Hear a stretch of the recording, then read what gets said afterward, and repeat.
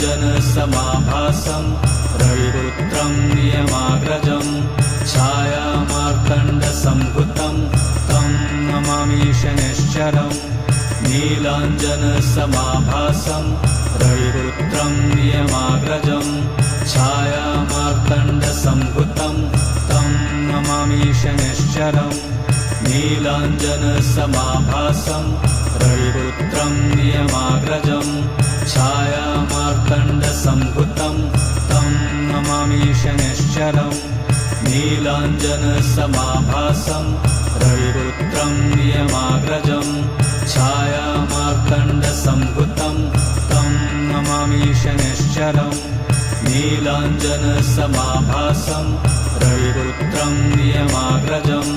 छायामार्तण्डसम्भुतं तं नमामि शनैश्चरम् नीलाञ्जनसमा